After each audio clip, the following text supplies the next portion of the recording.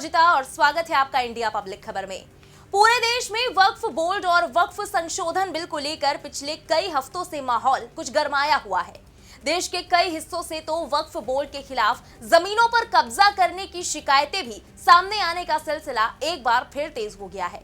कभी महाराष्ट्र में बरसों से खेती कर रहे सैकड़ों किसानों को वक्फ का नोटिस, तो कभी केरल में भी कई पीढ़ियों से रह रहे लोगों की जमीन को हड़पने के आरोप। लेकिन इन सबके बीच अब तीर्थराज प्रयाग में भी कुछ ही दिनों बाद शुरू होने जा रहे महाकुंभ में वक्फ के मुद्दे की एंट्री से जबरदस्त हंगामा देखने को मिल रहा है, जिस पर खुद ऑल इंडिया मुस्लिम जमात के राष्ट्रीय अध्यक्ष मौलाना शहाबुद्दीन रजवी बरेलवी का बड़ा बयान सामने आया। साथ ही महाकुंभ पर सूबे की सियासत में भी राजनीतिक उठापटक उफान पर है।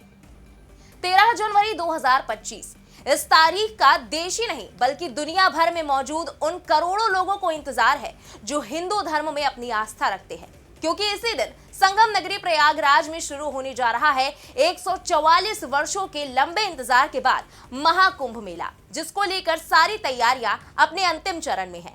लेकिन इस बार महाकुंभ में सियासत का रंग भी घुलता नजर आ रहा है।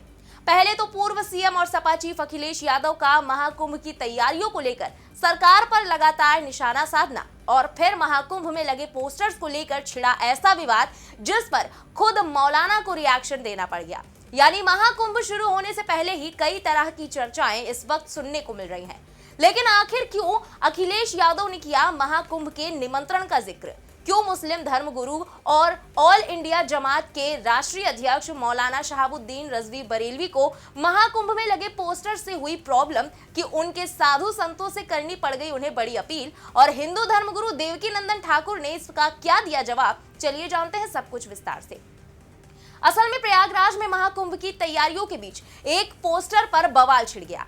महाकुंभ 2025 से पहले वक्फ बोर्ड का कड़ा विरोध किया जा रहा है, जिसमें महाकुंभ में साधु संतों ने वक्फ बोर्ड को खत्म करने से संबंधित बैनर और पोस्टर लगाए। इन पोस्टर्स में वक्फ बोर्ड को लेकर नारे लिखे गए। बताया जा रहा है कि जगत गुरु रामानंदाचार्य नरेंद्राचार्य ने ये पोस्टर लगवाए। उनका कहना है कि वक्फ बोर्ड के नाम पर संपत्ति की लूट है। धर्मनिरपेक्ष देश में ये कैसी छूट है? मेला क्षेत्र के तमाम प्रमुख मार्गों पर ऐसे पोस्टर लगाए गए। महाकुंभ के जरिए तमाम जगत गुरु साधु संत संदेश देकर समूचे हिंदुओं से एक होने की अपील करते दिखे।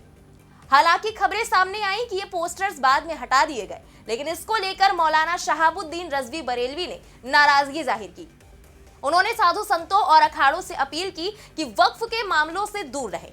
उन्होंने कहा कि वक्फ संशोधन बिल का मामला मुसलमानों और हुकूमत यानी कि सरकार के बीच है। हम अपनी बात को सरकार के सामने रख रहे हैं। मौलाना ने कुंभ मेले को सौहार्द और शांति का प्रतीक बताते हुए कहा कि किसी भी पक्ष को इसे सांप्रदायिक तनाव का कारण नहीं बनने देना चाहिए।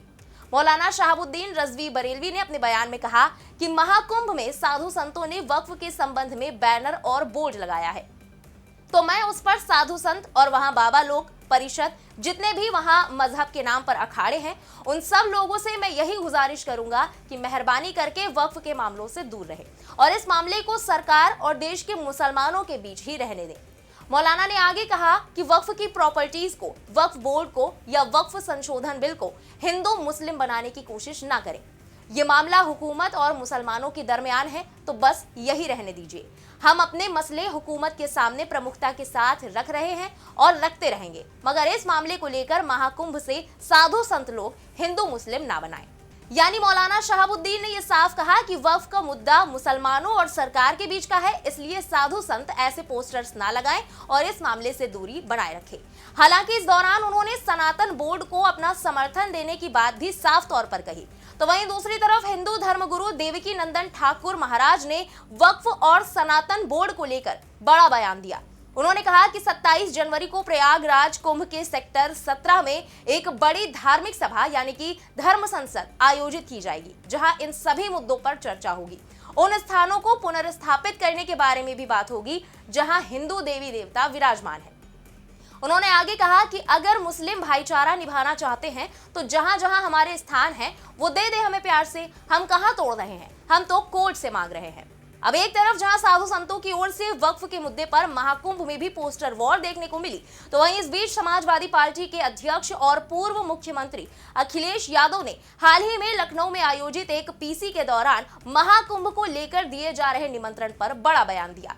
प्रेस कॉन्फ्रेंस में सपा मुखिया अखिलेश यादव ने कहा कि कुंभ के लिए निमंत्रण नहीं दिया जाता, लोग आस्था के कारण कुंभ में आते हैं। मैं किसी के बारे में कुछ कहना नहीं चाहता। हमने पढ़ा है कि लोग ऐसे आयोजनों में खुद ही आते हैं। क्या कुंभ मेले में आने वाले करोड़ों लोगों को आमंत्रित किया जाता है? ये सरकार अलग है। गौर करने वाली बात यह है कि इससे पहले भी अखिलेश यादव ने ट्वीट करके महाकुंभ की तैयारियों को लेकर यूपी सरकार पर जमकर निशाना साधा था। उन्होंने अपनी एक्स पोस्ट में लिखा था कि प्रयागराज महाकुंभ 2025 बीजेपी सरकार के कुप्रबंधन का मॉडल बन गया है। पहले शासन यहां आकर नाराज होकर लखनऊ लौट गया, पीछे पीछे प्रशासन दौड़ा दौड़ा आया। हालात यह है कि सबसे जरूरी पुलिस व्यवस्था भी कुव्यवस्था की शिकार है।